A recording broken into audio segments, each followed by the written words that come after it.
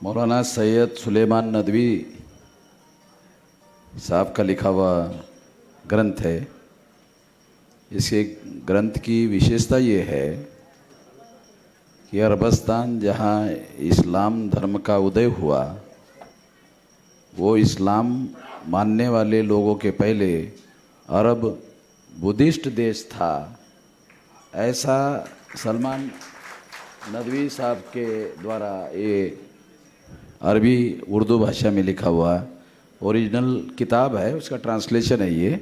ब्राह्मणवादियों के धमाके और मुसलमानों को फांसी, ये एस.एम. मुशर्रफ साहब का किताब है, जिसमें उन्होंने सबूतों के साथ बताया कि पिछले 2000 के बाद भारत में जो सिलसिलेवार बम ब्लास्ट हो रहे थे, वो बम ब्लास्ट ब्राह्मणों के द्वारा किए जा रहे थे और उसमें आरएसएस के लोग सहभागी थे। इस किताब में ब्राह्मणवादियों के धमाके, मुसलमानों को फांसी, ये सबूतों के साथ बताया गया है। शायद ये पहला किताब है जिसमें आरएसएस के लोग बम धमाके कर रहे थे भारत में। ये पहली किताब है, ये सबूत के साथ बताया गया है। और ये किताब लिखने वाला व्यक्ति ये महाराष्ट्र स्टेट लेवल का आईजी लेवल का अधिकारी पुलिस का रह चुका है। तो वो उस तरीके से ये किताब जो है सबूतों के साथ सारी लिखी हुई है। तो ये 375 रुपये की किताब है। आप लोगों को 300 रुपये मिलेगी, 75 रुपये आज के दिन कंसेशन मिलेगा।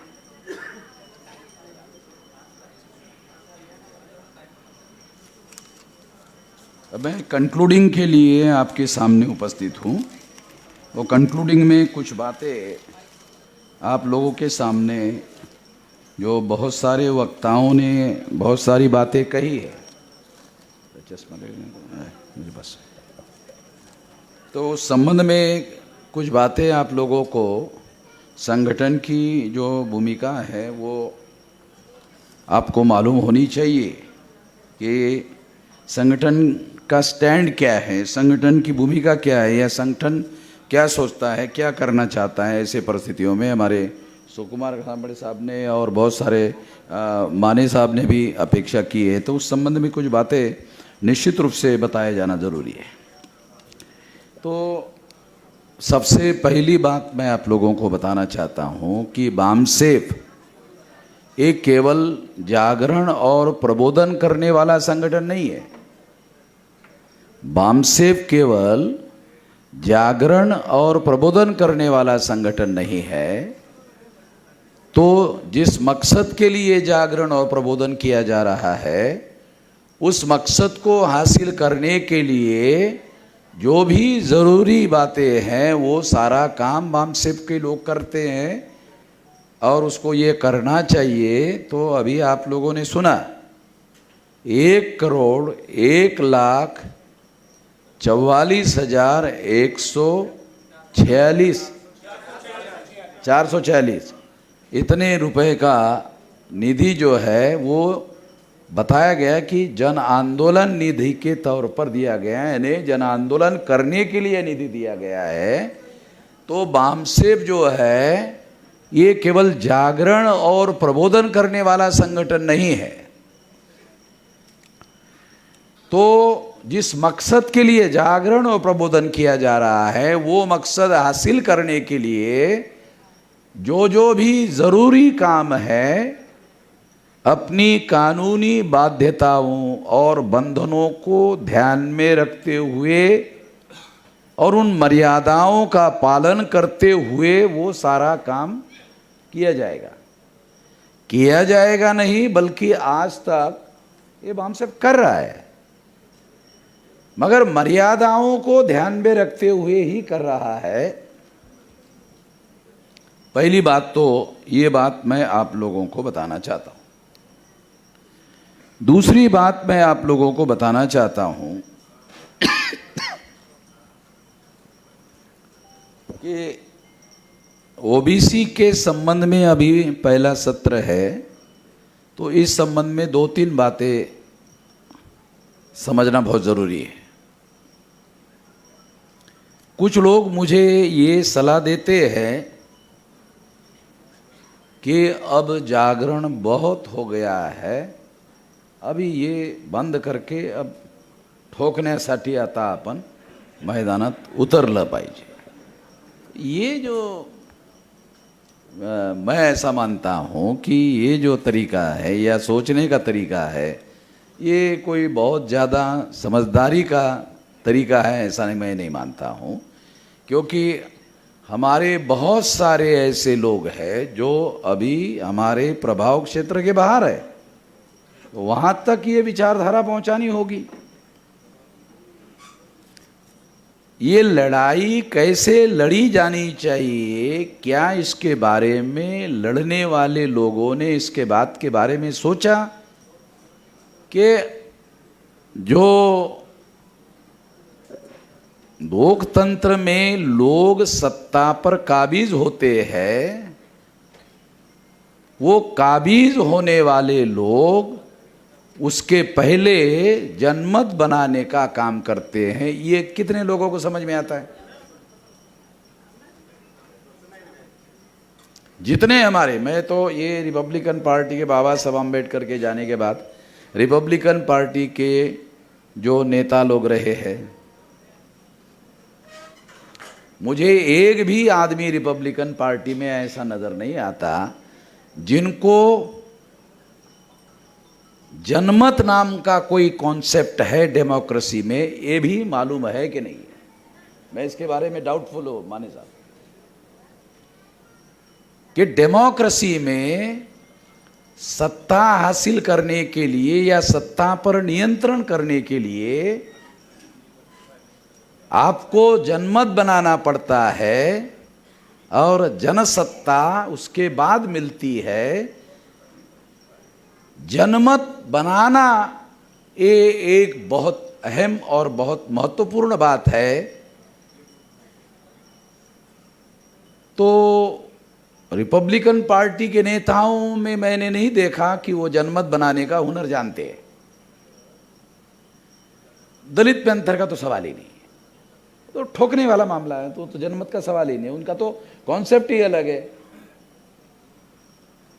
मगर जो लोग हमारे लोगों को वोट का अधिकार संविधान के द्वारा मिला, उस वोट का उपयोग सत्ता में हासिल करने के लिए उपयोग करना चाहते हैं, क्या उन लोगों को पता है कि जनमत बनाए बगैर वोट का उपयोग और प्रयोग बैलेट बॉक्स तक नहीं पहुंचता है? जनमत बनाने का जो हुनर है उसमें हिंसा का कोई स्थान नहीं है, क्योंकि हिंसा से जनमत नहीं बनता। जो जनमत बनाना नहीं चाहते हैं वो हिंसा का सहारा लेते हैं। ये फंडामेंटल बात आपको बताता हूं। जो जनमत बनाना नहीं चाहते हैं वो हिंसा का सहारा लेते हैं। जो हिंसा का सहारा लिए बगैर जनता को अपने समर्थन में खड़े करना चाहते हैं, उनके पास केवल मात्र जनमत बनाने का एकमात्र तरीका है। जनमत बनाने में मास मीडिया लोकतंत्र में सबसे बड़ा जरिया है, जो हमारे समर्थन में नहीं है। अगर वो हमारे समर्थन में नहीं है तो फिर जनमत बनाने का हमारे पास क्या रास्ता है?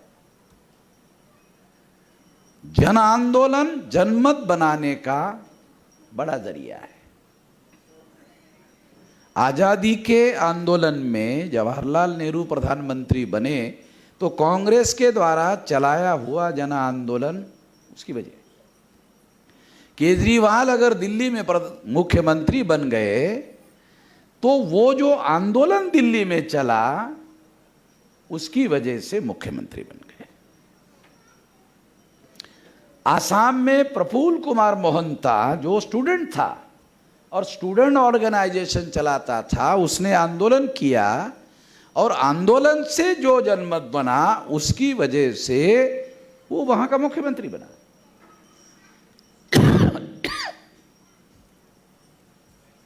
तो मैं आप लोगों को ये बताना चाहता हूं कि मेरे जानकारी में हमारे SC ST OBC के जो लोग हैं, जो फुले शाह आम्बेडकर की विचारधारा को लेकर चलने वाले लोग हैं, उनके पास जनमत बनाने का कोई हुनर है ऐसी मेरी जानकारी नहीं है।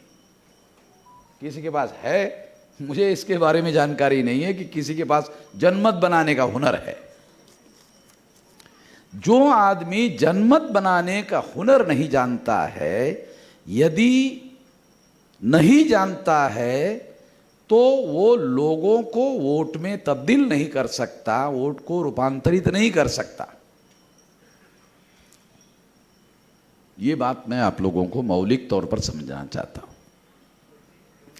ये जो हमारे लोग हैं, ये मामसेव के लोग हैं, कर्मचारी लोग हैं, तो बहुत सारी मर्यादाओं के बावजूद ये बहुत सारा काम करने लायक है।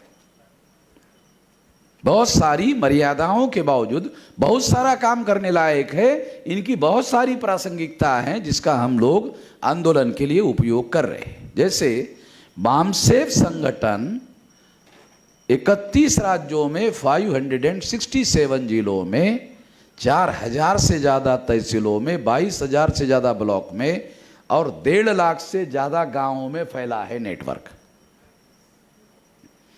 2400 से ज़्यादा शेड्यूल कास्ट, शेड्यूल ट्राइब और OBC के जाति के कार्यकर्ता हमारे संगठन के साथ काम करते हैं।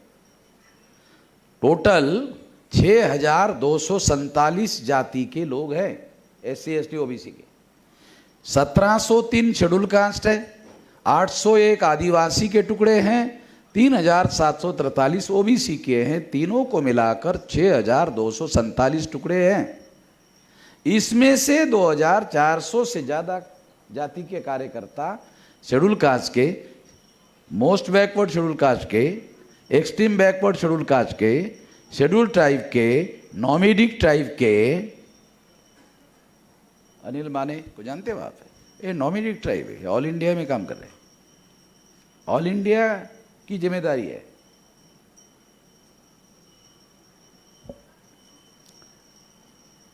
प्रेम कुमार गेडाम का नाम सुना होगा आप लोगों ने, वो ऑल इंडिया में काम कर रहा है, अभी झारखंड में। वो चंद्रपुर जिले के देहाती आदिवासी इलाके का रहने वाला है।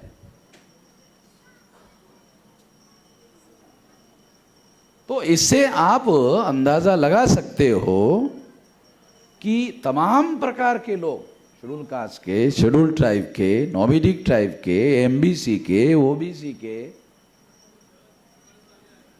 जो 6 प्रकार के धर्म हैं जो समानता को मानते हैं, वो सारे धर्म के कार्यकर्ता भी है। बुद्धिस्ट, जैन, सिख, ईसाई, लिंगायत, क्रिश्चियन, ये सारे धर्म के कार्यकर्ता हमारे साथ काम कर रहे हैं। केवल काम नहीं कर रहे, इकट्ठा करके देते हैं। जब तक माने साहब कोई इकट्ठा करके नहीं देता है, तब तक नहीं माना जा सकता कि वो कार्यकर्ता है। अपने जेब का देता है तब भी नहीं माना जा सकता कि कार्यकर्ता। जब तक वो 10 आदमी के पास जाकर और 10 आदमी की 2 गालियां सुने बगैर पैसा देगा और गालियां नहीं देगा, ऐसे कैसे संभव है?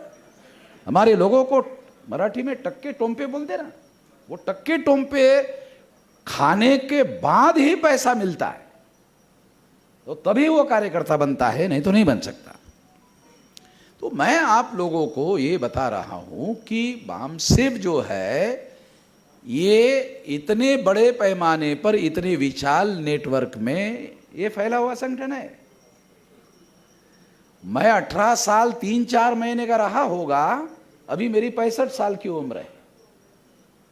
21 नवंबर को 65 साल पूरे हो जाएंगे। तो 65 साल का मतलब है रिटायर्ड आदमी। 58 साल में राज्य सरकार में रिटायर्ड हो जाता है। तो मैं अभी रिटायर्ड नहीं हुआ हूं, टायर्ड भी नहीं हुआ, और मुझे ऐसा लगता भी नहीं है कि मैं 65 साल का हूं। अंदर से लगना भी तो चाहिए। मुझे ऐसा लगता भी नहीं है कि मैं 65 साल का हो गया हूं। और मैं पहले जितना भागदौड़ करता था जवानी में, उतना ही कर रहा हूं। कल बंगाल में था, बंगाल का है मालूम है ना, बंगाल है। अभी इधर रात में 11 बजे आया बंगाल में, और सवेरे 8 साढ़े 8 बजे यहां आया, और सवेरे 6 बजे की फ्लाइट है कल। मैं इस हिसाब से 47 साल लगाकर ये नेटवर्क खड़ा किया, इतना बड़ा विशाल।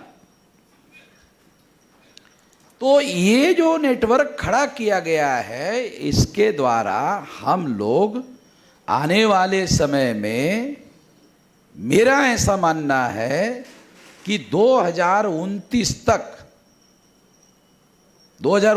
तक इस देश में विशाल जन आंदोलन खड़ा हो जाएगा। इस जन आंदोलन में यहां बैठा हुआ कोई आदमी जो कर्मचारी है वो उसमें शामिल नहीं रहेगा। जन आंदोलन में जो कर्मचारी नहीं है, क्योंकि आपने कुछ कहा कर्मचारी की नहीं, आप ये कर सकते हैं, दूसरे भी करने के लिए तैयारी चल रही है। माने साहब वो जानकारी आपको मिली नहीं अभी, हो सकता है हमारे लोगों ने छुपा के रखी हो आपसे। मैं तो उनको बोलता हूं सबको बताओ। तो ये हमने भारत मुक्ति मोर्चा आंदोलन करने के लिए बनाया गया संगठन है, और बहुजन क्रांति मोर्चा ये हमारे समाज के, शेड्यूल कास्ट के, मोस्ट बैकवर्ड शेड्यूल कास्ट के, एक्सट्रीम बैकवर्ड शेड्यूल कास्ट के, शेड्यूल ट्राइब के, नॉमिडिक ट्राइब के, एमबीसी के, ओबीसी के, माइनॉरिटी के लोगों का जो संगठन है, ये तमाम प्रकार के हमारे पास संगठन हैं।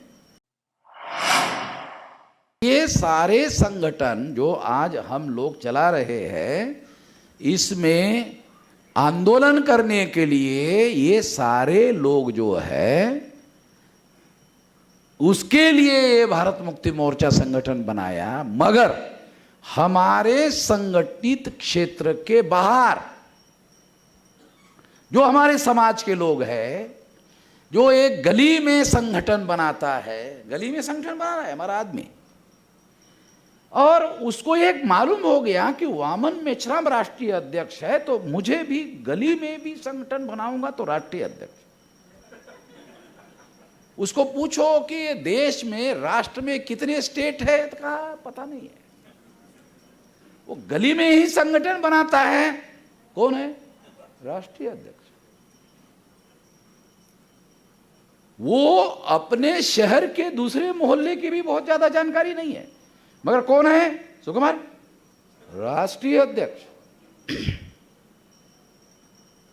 क्यों? उसको क्यों? वामन मेश्राम राष्ट्रीय अध्यक्ष तो मैं क्यों नहीं हो सकता? अब लोकतंत्र है, इसमें क्या किसको रुकावट थोड़ी हो सकता है। मगर ऐसे बहुत तमाम संगठन हैं भारत मुक्ति मोर्चा के बाहर समाज के, उनके लिए एक मंच बनाया। क्या बनाया? बहुजन क्रांति मोर्चा एक मंच है। तुम छोटे छोटे संगठन बनाकर कोई उद्देश्य हल नहीं कर सकते हो। एक काम कर सकते हो, वो समाज का विघटन। ब्राह्मणों ने जातियां बनाकर समाज का विघटन किया, आप संगठन बनाकर विघटन कर सकते हो। तो इसके लिए रास्ता हमने निकाला। ये बहुजन क्रांति मोर्चा इसके लिए मंच है। वो अपना झंडा, डंडा, एजेंडा बरकरार रखकर इस मंच में सदस्य बन सकता है। बहुजन क्रांति मोर्चा में इंडिविजुअल सदस्य नहीं बन सकता। इंडिविजुअल भारत मुक्ति मोर्चा में सदस्य बन सकता है। बहुजन क्रांति मोर्चा का सदस्य केवल संगठन का ही कार्यकर्ता बन सकता है, और संगठन का अध्यक्ष ही बन सकता है। क्योंकि ये मंच संगठनाओं को इकट्ठा करने के लिए बनाया है। तो ये क्यों बनाया? तो मैं आपको बताना चाहता हूँ, या तमाम आप लोगों को, हमारे वक्ता लोगों को भी बताना चाहता हूँ कि हम लोग संगठित शक्ति बनाना चाहते हैं। आज हमारे पास जो भी संगठित शक्ति है, इस वजह से हमारे पास जो संगठित शक्ति है, उत्तर प्रदेश में या जहां जहां बीजेपी की सरकारें हैं, वहां जाकर मैं वही बोल कर आता हूं, आप सुनते भी हो। तो आप में से बहुत सारे लोगों को ऐसा लगता होगा कि आपको डर नहीं लगता। बहुत सारे लोगों को लगता है कि डरने वाली सरकार बीजेपी की है, आरएसएस के लोगों की है, तो इसलिए डर नहीं लगता। या वो लोग जो मेरे साथ घात पात कर सकते हैं या कुछ कर सकते हैं, उन लोगों को भी मेरा डर लगता है। क्यों? ये बहुत खास बात है, मजाक की बात नहीं बोल रहा हूं, बहुत खास बात समझा रहा हूं। वो ये है, संगठित शक्ति की वजह से उनको डर लगता है।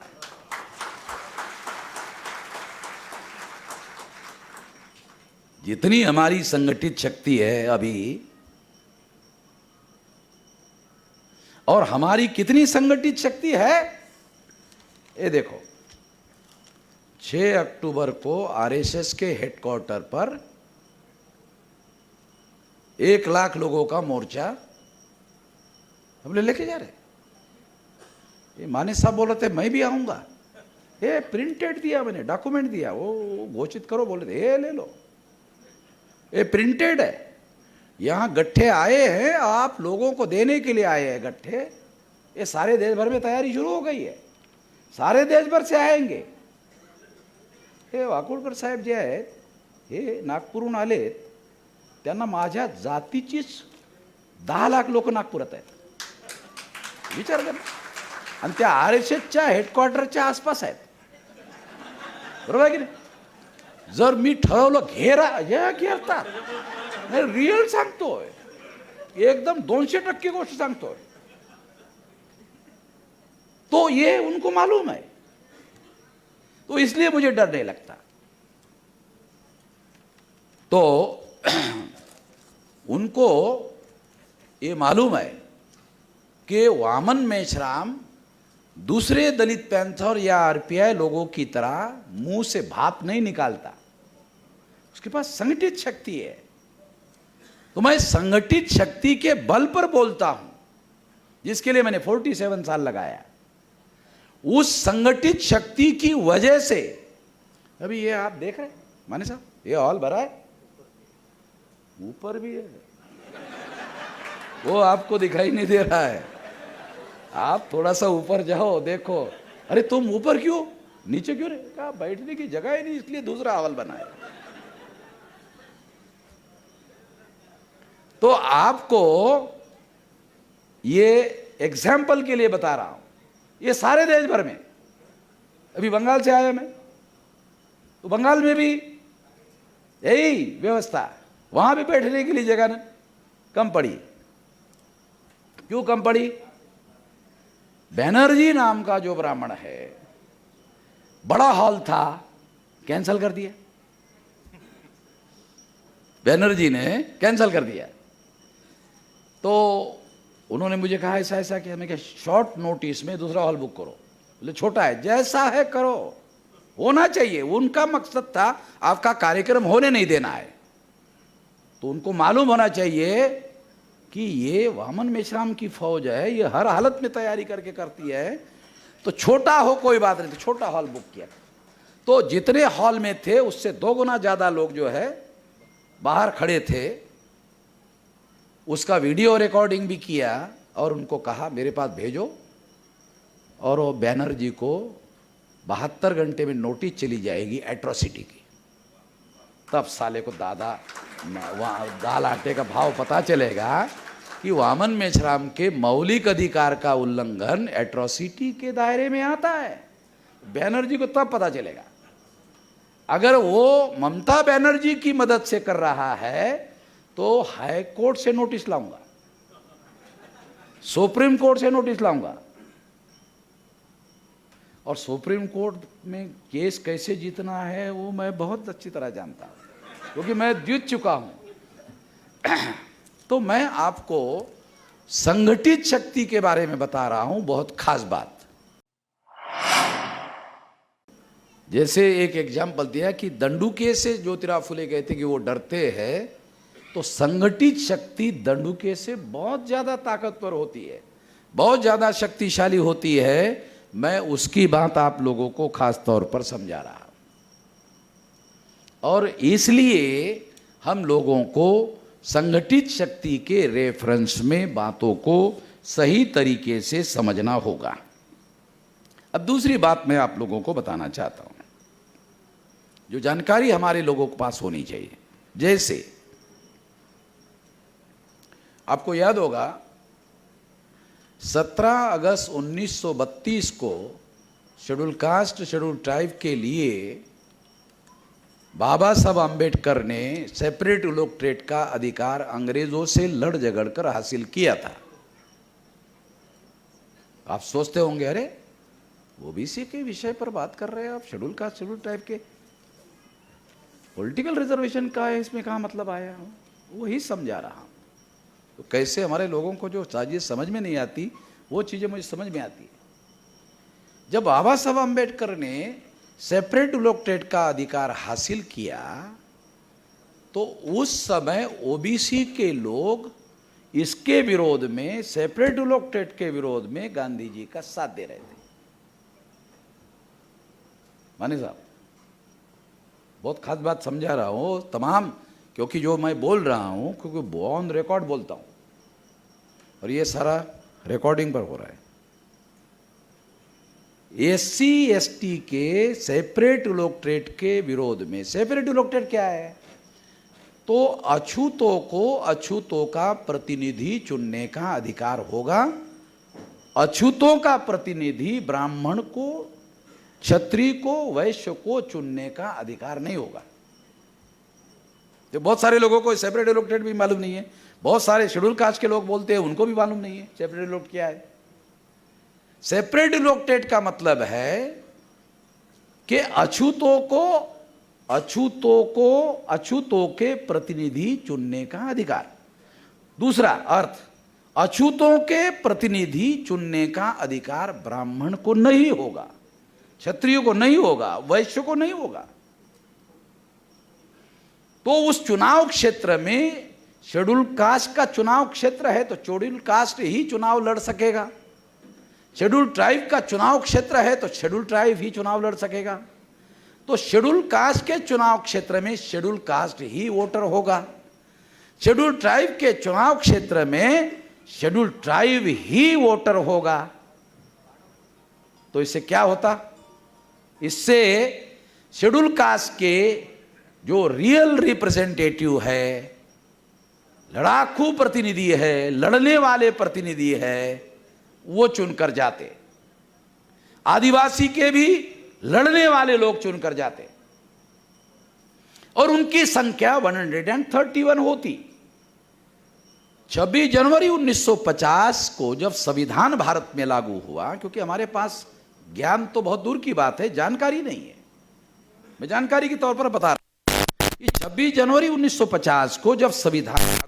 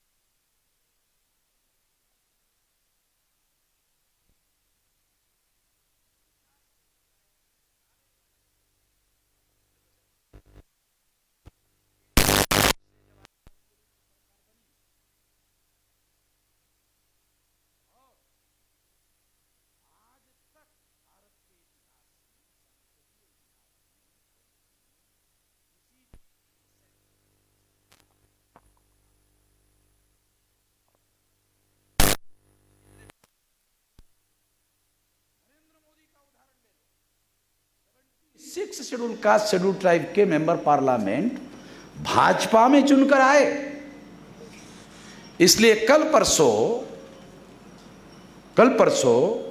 हमारे अंकल सोनोने पुना के, उनकी इच्छा थी कि बाबा आड़ाव और आप इकट्ठा आकर बात करो। तो भाई वहाँ बाबा आड़ाव को और दूसरे लोगों को कहा कि गांधी जी ने अगर पूना पैक्ट हमारे लोगों पर नहीं थोपा होता तो आज 76 शेड्यूल कास्ट शेड्यूल ट्राइब के मेंबर पार्लियामेंट आरएसएस की सरकार बनाने का समर्थन नहीं करते। गांधी जी ने आरएसएस के बीजेपी के 76 एमपी चुनवाने में मदद की। गांधी जी मरे मगर वो 76 में जिंदा है। आरएसएस की बीजेपी की सरकार बनाने में गांधी जी ने जो जॉइंट इलेक्टेड हमारे लोगों पर थोका, जिससे नॉमिनेटेड रिप्रेजेंटेशन आ गया, हमारे लोगों को रियल रिप्रेजेंटेशन और नॉमिनेटेड रिप्रेजेंटेशन आज तक समझ में नहीं आया। अनपढ़ और गवार लोगों को रियल रिप्रेजेंटेशन और नॉमिनेटेड रिप्रेजेंटेशन का फर्क समझ में नहीं आता। ऐसा मैं कहता ही नहीं हूं। मैं क्या कहता हूं, रियल रिप्रेजेंटेशन और नॉमिनेटेड रिप्रेजेंटेशन पढ़े लिखे को समझ में नहीं आता। मैं ये नहीं कहता हूं कि अनपढ़ों को समझ में नहीं आता। मैं ये कहता हूं कि पढ़े लिखे लोगों को रियल रिप्रेजेंटेशन और नॉमिनेटेड रिप्रेजेंटेशन समझ में नहीं आता। अरे ये अंबेडकर, बाबा साहब अंबेडकर का ही दिमाग था, उनको ही समझ में आता था ये बातें। कितना दिमाग देखो, बाबा साहब की उम्र कितनी थी? 27 साल।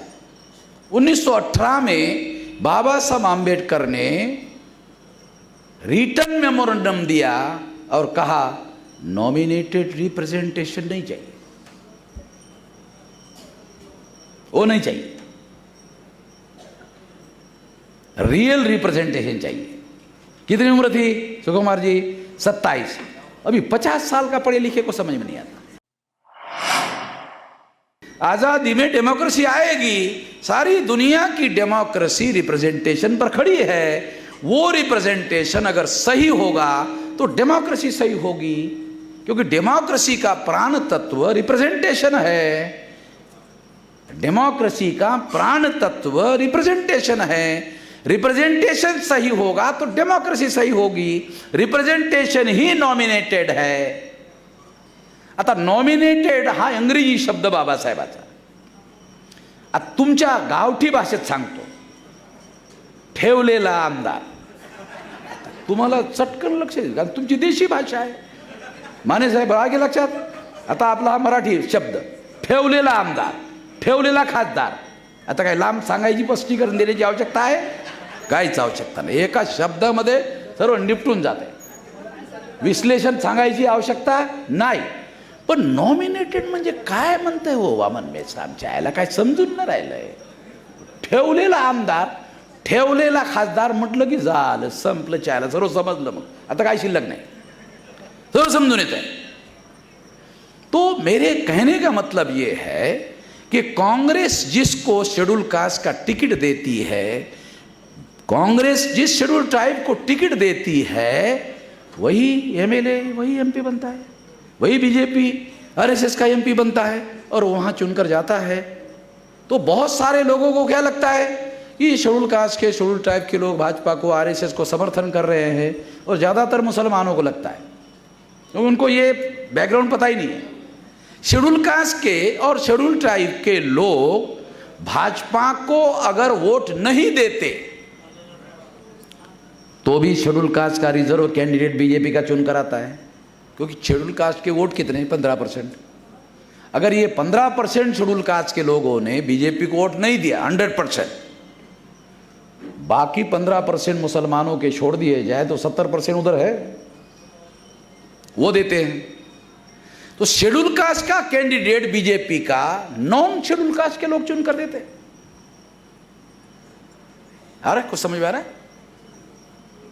बीजेपी के शेड्यूल कास्ट के, शेड्यूल ट्राइब के 76 मेंबर पार्लियामेंट, वो non schedule caste, non schedule tribe के वोटर, वो उनको चुन कर देते हैं। कितने लोगों को समझ में आता है? मुझे तो नहीं लगता हमारे लोगों को कुछ समझ में आता है। ये सारा बाबा साहब अम्बेडकर ने लिख कर रखा हुआ है। What Gandhi and Congress have done to untouchable, Gandhi and emancipation of untouchable, states and minorities, ये सब लिखा है। समस्या क्या है? जो बाबा साहब अम्बेडकर ने लिखा, एक तो हमारे पढ़ते नहीं है, पढ़ते हैं तो उनको समझ में नहीं आता, जिनको समझ में आता वो लोगों को बताते नहीं है। समस्या ही समस्या है।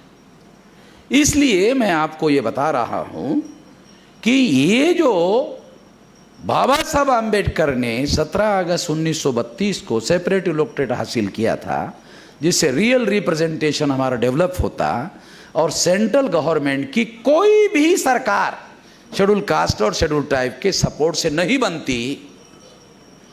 यदि सपोर्ट से बनती तो ओबीसी की जाति आधारित गिनती कब की हो गई होती। बकुलकर साहब, बहुत फंडामेंटल बात बता रहा हूं, ये किसी को पता ही नहीं है जो खास बात बता रहा हूं। कब की हो गई होती? क्योंकि फिर हमारे समर्थन से सरकार बनती। हुआ क्या? जब ये अधिकार बाबा साहब आम्बेडकर ने हासिल किया था 17 अगस्त 1932 को, उस समय ओबीसी क्या कर रहे थे? गांधी जी का समर्थन कर रहे थे कि ये खत्म होना चाहिए। अब ओबीसी के लोग गांधी जी के समर्थन में खड़े, तो बाबा साहब ने ओबीसी के लोगों को बोला, अरे मेरा विरोध क्यों कर रहे हो? मैंने तुम्हारा क्या बिगाड़ा? तुम तुम्हारा आंदोलन खड़ा करो, तुम कांग्रेस को तुम्हारे लिए सीटें मांगो, मैं तुम्हारा समर्थन करता हूं, तुम मेरा समर्थन करो। उन्होंने नहीं माना। ये रिकॉर्डेड बातें बोल रहा हूं मैं आप लोगों को। उन्होंने गांधी जी का समर्थन दिया। गांधी जी के समर्थन की वजह से पूना पैक्ट हुआ 24 सितंबर 32 को, और सेकंड इंडिया एक्ट 1935 को एक कानून बना। और ये जो 35 का सेकंड इंडिया एक्ट कानून बना, वही कानून भारत के संविधान में 330, 332 में आज भी लागू है, जिसके द्वारा दलाल और भड़ुए लोग चुनकर जाते हैं, ऐसा बाबा साहब आम्बेडकर कहते हैं। जिसको आप लोग आमदार साहेब, खासदार साहेब, म्हणजे ज्यांना तुम्ही आमदार साहेब म्हणता, ज्यांना तुम्ही खासदार साहेब म्हणता, त्याला बाबासाहेब दलालन भडवे। बाबासाहेब आंबेडकर त्यांना दलाल आणि भडवे म्हणतात, तो हमारे लोग क्या बोलते हैं? पढ़े लिखे आमदार साहेब, खासदार साहेब। अबे आंबेडकर असं म्हणते, हे दलाल आहेत, भडवे आहेत। समजलं का? लिहून ठेवलेली गोष्ट समजली काय शिकले लोकांना? त्या वामन मेस्लनला कडून चला काय फायदा एकट्याला? लक्षात काय सांगू बता रहा हूं आप लोगों को, क्या बता रहा हूं? पढ़े लिखे लोगों को, जो 131 मेंबर पार्लियामेंट है, जिसके समर्थन के बगैर सेंटर में किसी की सरकार ही नहीं बन सकती, इनके सपोर्ट के बगैर किसी की सरकार ही नहीं बनती सेंट्रल में, चाहे कांग्रेस की हो चाहे बीजेपी की हो। हमारे सपोर्ट के बगैर सेंटर में किसी की सरकार नहीं बनती। 131 मेंबर पार्लियामेंट है, नॉमिनेटेड रिप्रेजेंटेटिव है। वो पहले कांग्रेस के नॉमिनेटेड होते थे, अभी वो बीजेपी के नॉमिनेटेड है। एंड दोज हु नॉमिनेट, ध्यान रखो, खास बात बता रहा हूं, and those who nominate, and those who nominate, BJP ने नॉमिनेट किया, कांग्रेस ने नॉमिनेट किया, तो जिन्होंने उनको नॉमिनेट किया उनके मेंबर पार्लियामेंट है। वो शेड्यूल कास्ट के, शेड्यूल ट्राइब के नहीं है। आप शेड्यूल कास्ट, शेड्यूल ट्राइब के एमपी एमएलए को मिलो, वो उनको पूछो, अरे आप पार्लियामेंट में हमारी आवाज क्यों नहीं बनते हो, सवाल क्यों नहीं पूछते हो? तो हमारा आदमी कहता है, क्या कहता है हमारा आदमी? तुम हमको टिकट देते हो क्या? है शेड्यूल कास्ट, शेड्यूल ट्राइब का एमपी क्या बोलता है हमारे आदमी को? तुम हमको टिकट देते हो क्या? तो हमारा आदमी क्या बोलता है एमपी को? हम वोट देते ना तुमको, टिकट नहीं देते, मगर वोट देते कि नहीं? तो एमपी क्या बोलता है?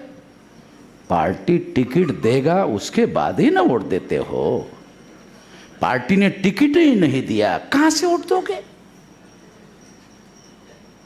माने साहब समझ, कांग्रेस ने हमको टिकट ही नहीं दिया, ऑक्सीजन पर रख दिया, तो तुम ऑक्सीजन को वोट देते हो क्या?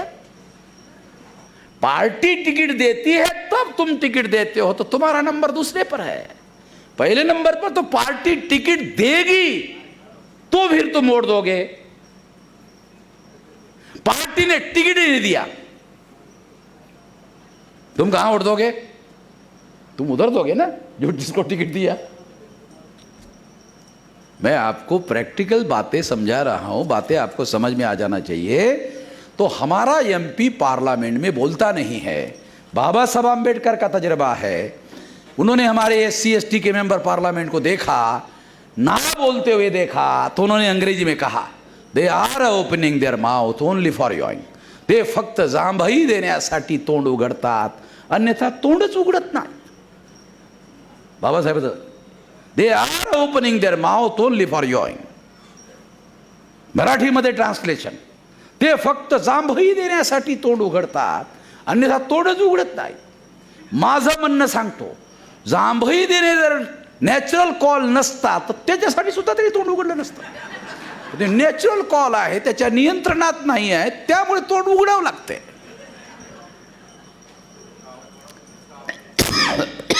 तो मैं आपको परिस्थिति जो आज हम भोग रहे हैं, समझ लो, आज भोग रहे हैं ना. कितने लोगों को पता है 76 मेंबर पार्लियामेंट, 303 में बीजेपी के, शेड्यूल कास्ट शेड्यूल ट्राइब के, माइनस करो, भरभरा के गिर जाएगी सरकार. तो शेड्यूल कास्ट शेड्यूल ट्राइब के मेंबर पार्लियामेंट ने बीजेपी की सरकार बनाई है. और ये 76 जॉइंट इलेक्टेड से चुन कर गए. ये जॉइंट इलेक्टेड गांधी जी के पुनः पैक्ट ने पैदा किया. तो ये जो दिल्ली में बीजेपी की सरकार है, इसको बनाने में मरा हुआ गांधी जिम्मेदार है. आए समझ में? गांधी अभी मरा नहीं है. माने साहब, जिस दिन सेपरेट ये जॉइंट इलेक्टेड और ये पुनः पैक्ट खत्म होगा, उस दिन गांधी खत्म होगा. अभी गांधी मरा नहीं है, गांधी अभी जिंदा है. ये बहुत लोगों को समझ में नहीं आता. मैं आपको बहुत सारे एग्जाम्पल के साथ, सारे लॉजिक के साथ, सारे फैक्ट के साथ बताया. तो आज मैं आपको एक और नई बात, चौंकाने वाली बात बताना चाहता हूं. वो ये कि केवल जातियां ही हमें विभाजित नहीं कर रही है, केवल हमारे समाज के संगठन ही हमारे लोगों को विभाजित करने का काम नहीं कर रहे हैं, बल्कि पूना पैक्ट और जॉइंट इलेक्टेड भी हमारे लोगों को विभाजित करने का काम कर रहे हैं. क्योंकि जब हमारा शेड्यूल कास्ट का आदमी वहां कैंडिडेट रहता है, शेड्यूल ट्राइब का आदमी कैंडिडेट रहता है, तो हमारा आदमी ये देखता ही नहीं साला बीजेपी का है कि कांग्रेस का है. नहीं, शेड्यूल कास्ट, शेड्यूल कास्ट आहे, शेड्यूल ट्राइबचा आहे म्हणून वोट देत आहे. ते बीजेपीचा आहे, कांग्रेसचं ते बघत नाही, ते दुसरे नंबर आहे, ते पहले नंबर है. ये समझते? राजनीति में आप लोगों को बता रहा, बहुत सारे लोग जो है वो कहते हैं, अरे वामन मैसाम बामसेब का गैर राजनीति का आदमी, इसको राजनीति थोड़ी समझ में आती है. हाँ, नहीं समझ में आती, मगर मैं इसलिए तो समझा रहा हूँ राजनीति. वामन मेश्राम को राजनीति समझ में नहीं आती, इसलिए राजनीति समझा रहा हूँ. जो लोग ऐसा सोचते हैं कि मुझे राजनीति समझ में नहीं आती, मुझे बहुत बारीकी से आती है, हिस्टोरिकल बैकग्राउंड के साथ आती है. आज हम लोग एक बड़े कारण के आधार पर भी विभाजित हो रहे हैं, वो है ये पूना पैक्ट और जॉइंट इलेक्टेड. क्योंकि उस समय जब आदमी हमारा खड़ा रहता है तो हमारा आदमी उसको वोट देता है, हमको नहीं देता. ये बात हम लोगों को थोड़ा समझ में आनी चाहिए, जानना चाहिए. उत्तर प्रदेश में बीएसपी की सरकार थी, तो वो जनरल में कैंडिडेट जीतते थे, रिजर्वेशन में हार जाते थे. है कितने लोगों को पता? बीएसपी की सरकार थी, वो जनरल में कैंडिडेट जीतते थे और रिजर्वेशन में हार जाते थे. जब दूसरे जनरल सीट पर बीएसपी ने ओबीसी खड़ा कर दिया तो ओबीसी के लोग वोट दे रहे, ओबीसी का है करके। शेड्यूल कास्ट के पार्टी हमारी है इसलिए वोट, तो वहां चुनाव जीत जाता है। समझ में आ रहा है? राजनीति बहुत ज़्यादा गहरी बातें है, बहुत सारी बातें हैं जो बारीकियाँ बहुत सारे लोगों को मालूम नहीं, जो हम जानते हैं इसको रणनीति की बातें हैं, ये कैसे करना है क्या करना है बहुत भली भांति जानते हैं, करेंगे, करके दिखाएंगे। तीसरी एक महत्वपूर्ण बात मैं आपको बताना चाहता हूं कि बीजेपी के चुनाव जीतने की बड़ी वजह क्या है। थोड़ा ये भी थोड़ा बता देता हूं आप लोगों को, ये बात आपको समझ में आ जाए तो बहुत सारी बातें आपको समझ में आएगी, ये आना बहुत ज़रूरी है। पहली बात, बीजेपी के जीतने के 4 कारण हैं। वो 4 कारण दूसरे लोग अगर खड़े करेंगे तो उनको भी सफलता मिल सकती है। वो एक, मोदी ओबीसी के नाम पर आरएसएस के लोग प्रोजेक्ट करते हैं, तो मोदी एक आरएसएस के बाहर, बीजेपी के बाहर वोट हासिल करने वाला फैक्टर है। ये जितने लोगों को समझ में आएगा उतने जल्दी राजनीति समझ में आएगी। आरएसएस के लोग ओबीसी की जातीय आधारित गिनती नहीं करते हैं, मगर ओबीसी को जब कैंडिडेट बनाते हैं तो ओबीसी का ये प्रचार जरूर करते हैं। क्यों? ओबीसी के वोटर को अपने तरफ लाने के लिए। तो 4 फैक्टर में बताओ, उसमें पहले नंबर का फैक्टर मोदी है, दूसरे नंबर का फैक्टर है भाजपा, यानी चुनाव जीतने की वजह एक मोदी है। मोदी एक इंडिपेंडेंट फैक्टर है बीच भाजपा से अलावा, दूसरा भाजपा, तीसरा मोदी के चुनाव जीतने की या इन लोगों की चुनाव जीतने की तीसरी वजह आरएसएस चुनाव में रोल प्ले करता है, तीसरी वजह। चौथी वजह है ईवीएम। 4 वजह है। भाजपा के चुनाव जीतने की एक वजह नहीं है, जबकि चुनाव जीतने में एक ही वजह होनी चाहिए। वो क्या होनी चाहिए? Popular vote.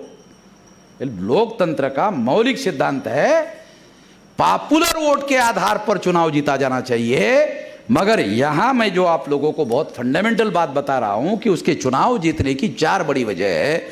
Modi independent factor है, भाजपा संगठन है, आरएसएस तीसरा संगठन है, चौथा है ईवीएम। ये 4 फैक्टर है। ये चारों फैक्टर का अगर अपोजिशन के लोग इलाज नहीं करेंगे तो वो चुनाव नहीं जीत सकते। आज की खबर आप लोगों ने पढ़ी? देखो, अपडेट रहना सीखो। आज की खबर पढ़ी?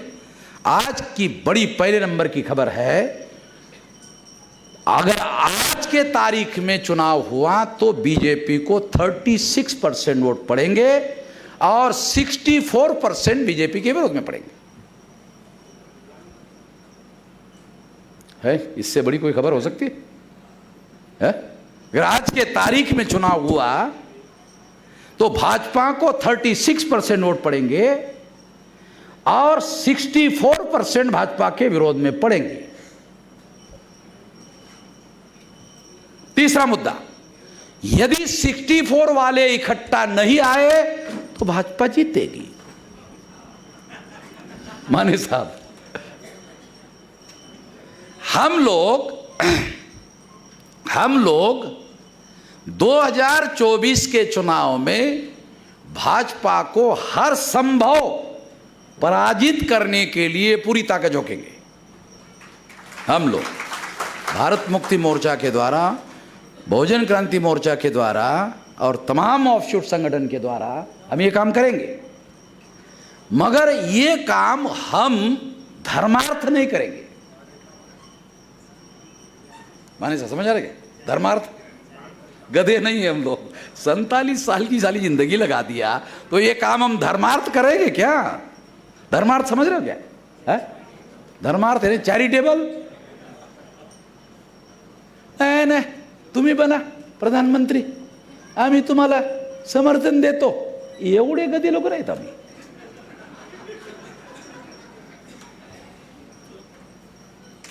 ये लड़ाई हमारे लोगों की हिस्सेदारी की है। हमारी अपनी जो ताकत है, मैं आपको बताता हूं। भारत के नक्शे में जरा थोड़ा सा नज़र घुमाओ तो आपको ऐसा लगेगा अरे कांग्रेस कहाँ है, दूर दूर तो किसी स्टेट में कांग्रेस दिखी नहीं रही कहीं पर भी। क्यों नहीं है? तो काशीराम जी कहा करते थे, रिकॉर्ड में है, क्या कहा करते थे? ये कांग्रेस को कमज़ोर करने का काम हमने ही किया। काशीराम जी कहते थे, उनके भाषण में मेरे पास सारे ऑडियो रिकॉर्ड है, कहा कि हमने कमज़ोर किया। फिर दूसरा उनका मगर उससे एक नुकसान हुआ, भाजपा आगे बढ़ गई। ये भी भाषण काशीराम जी के भाषण में कि हमने कांग्रेस को कमज़ोर किया, ये बड़ा काम हमने किया, ऐसा कहते थे, बड़ा काम हमने किया। मगर इससे एक नुकसान हुआ, भाजपा आगे बढ़ गई। भाजपा को आगे बढ़ाने का काम हमने नहीं किया, हमने कांग्रेस को कमजोर करने का काम किया। भाजपा आगे बढ़ गई, अब हम आगे रणनीति बनाएंगे, भाजपा को भी आगे बढ़ने नहीं देंगे। ये बाकायदा भाषण है उनका, रिकॉर्ड में, हमारे पास रिकॉर्ड है सारा का सारा।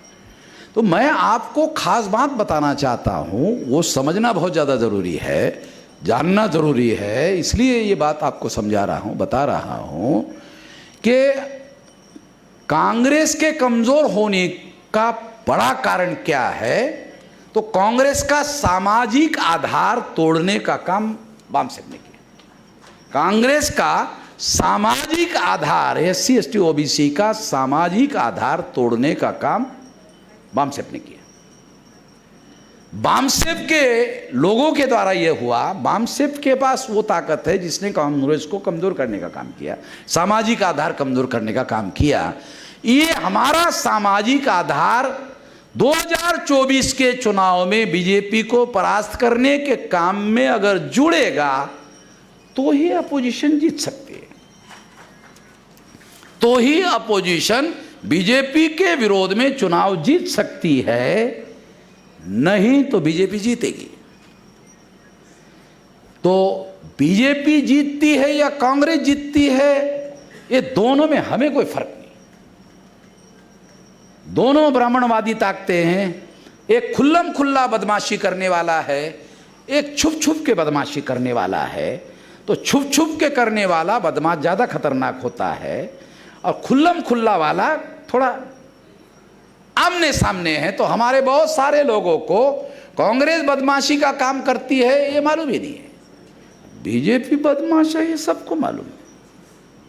तो बीजेपी से एक फायदा है कि हमें ज़्यादा बीजेपी के विरोध में समझाना नहीं पड़ता। कांग्रेस के विरोध में बहुत सारा समझाने के बाद भी समझ में नहीं आता, क्योंकि वो छुपा हुआ है। The hidden enemy is always danger than open enemy. खुले हुए दुश्मन से छुपा हुआ दुश्मन ज्यादा खतरनाक होता है, यह समझना हम लोगों को जरूरी है। तो जो सामाजिक शक्ति हमारे समर्थन में है, कैडर बेस है, देशव्यापी संगठन है, ये 2024 में जिसके साइड में अगर वो अपोजिशन के लोग चुनाव जीतना चाहते हैं, तो हमारी ताकत बीजेपी को परास्त करने में और अपोजिशन को जितवाने में मदद कर सकती है। इसका महत्व RSS को मालूम हो गया, इसका महत्व बीजेपी को मालूम हो गया, इसका महत्व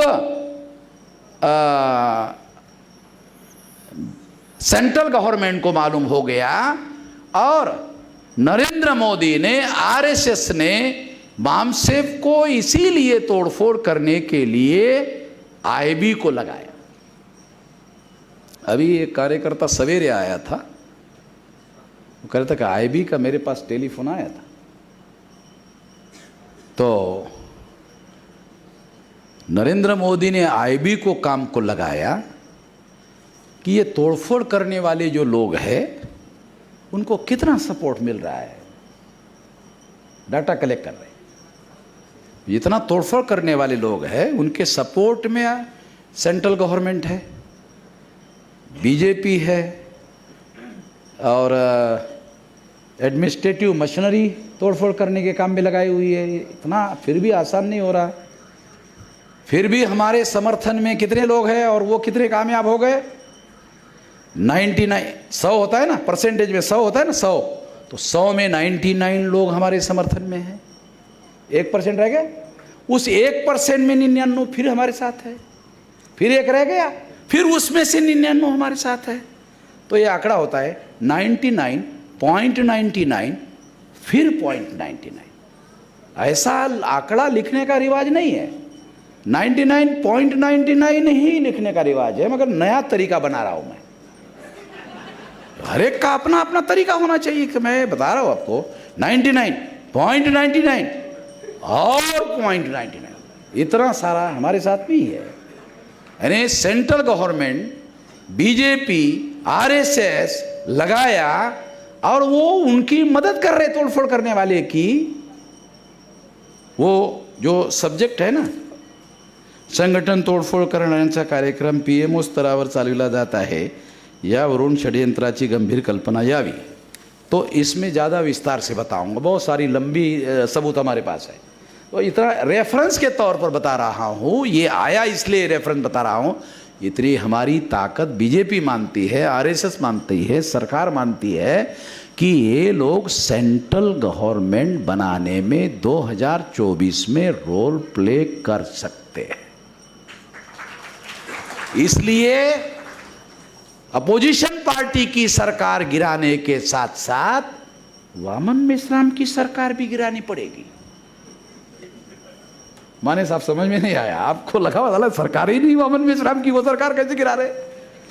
ये बामसेफ जो है, जब मैं राष्ट्रीय अधिवेशन करता हूं ना, तो कंपाउंडेड वॉल बनाता हूं, और कंपाउंडेड वॉल के बाद उस इलाके के पुलिस आते हैं, राष्ट्रीय अध्यक्ष कौन है? वहां है। तो मैं उनको बोलता हूं कि ये कंपाउंडेड वॉल का मेन गेट है ना, उसके बाहर आपके लिए टेंट बना रहा हूं। कहा क्यों? अंदर क्यों नहीं?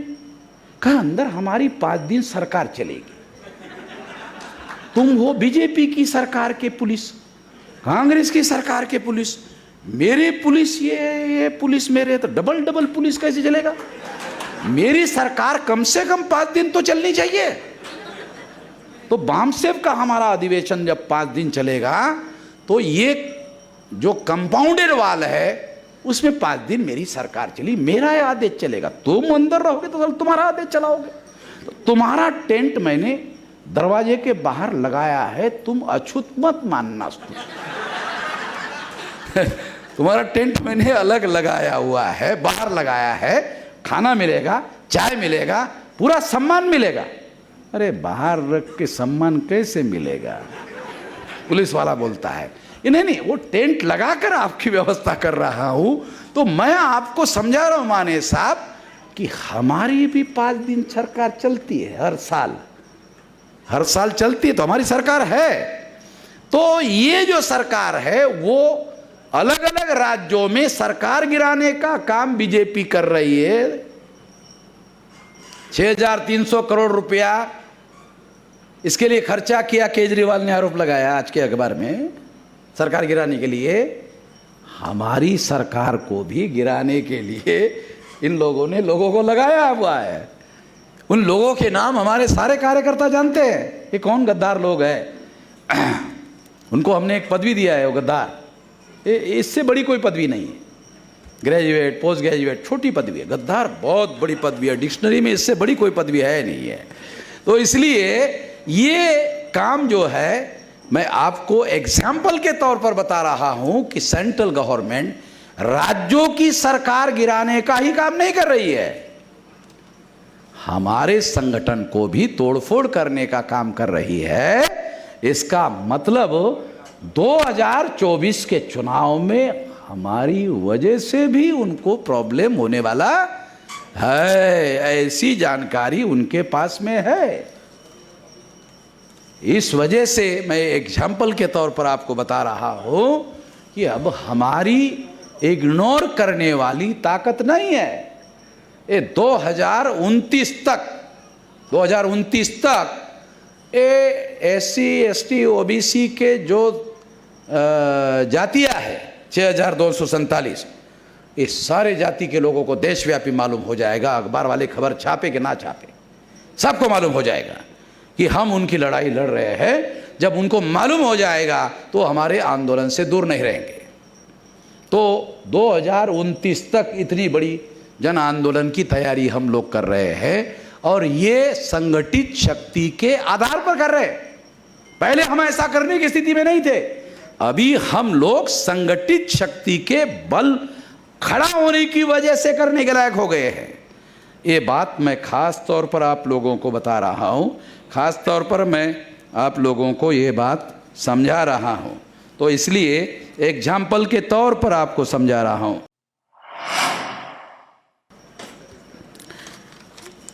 देश में हमारे बहुत सारे लोग केवल एमएलए और एमपी बनना चाहते हैं, यानी सत्ता की जो व्यवस्था है उसमें घुसना चाहते हैं। हमें इसमें कोई इंटरेस्ट नहीं है कि केवल घुसा जाए। हम लोगों को, कुछ लोग इससे संतुष्ट हो जाते हैं कि सत्ता में हिस्सेदारी हासिल किया जाए, हमें इसमें भी इंटरेस्ट नहीं है। हमें सत्ता पर नियंत्रण चाहिए। एक सत्ता की व्यवस्था में घुसने का, दूसरा सत्ता की व्यवस्था में हिस्सेदारी हासिल करने का सिद्धांत, दो सिद्धांत। तीसरा सिद्धांत सत्ता पर नियंत्रण करने का सिद्धांत। तीन सिद्धांत है राजनीति में, रिप्रेजेंटेशन के। ये तीनों सिद्धांत समझने की कोशिश करो। हम तीसरे सिद्धांत के लिए काम कर रहे हैं। क्यों? व्यवस्था परिवर्तन वही लोग कर सकते हैं जिनका सत्ता पर नियंत्रण होगा। जिनका सत्ता पर नियंत्रण नहीं होगा वो व्यवस्था परिवर्तन का काम नहीं कर सकते, और जो व्यवस्था परिवर्तन का काम नहीं कर सकते वो उनके नेताओं की व्यवस्था कर सकते हैं, समाज की व्यवस्था नहीं कर सकते। लोगों की, आम लोगों की व्यवस्था नहीं कर सकते। व्यवस्था परिवर्तन से ही हम अपने आम लोगों की व्यवस्था कर सकते हैं, उनके अंदर परिवर्तन ला सकते हैं, उनको इसका फायदा पहुंचा सकते हैं। ये बात साथियों हमको समझना होगा। मैं इतना ही आप लोगों को बताना चाहता हूं, इसलिए मैं इस बात को अपनी बात यहीं पर समाप्त करना चाहता हूं, और कुछ बातें और भी बताना चाहता था, मगर समय बहुत ज़्यादा हो गया है। तो मेरी समस्या हमेशा यही होती है कि मुझे बहुत सारी क्रिटिकल बातों को समझाना होता है, तो समझाने के लिए ज़्यादा समय लगता है।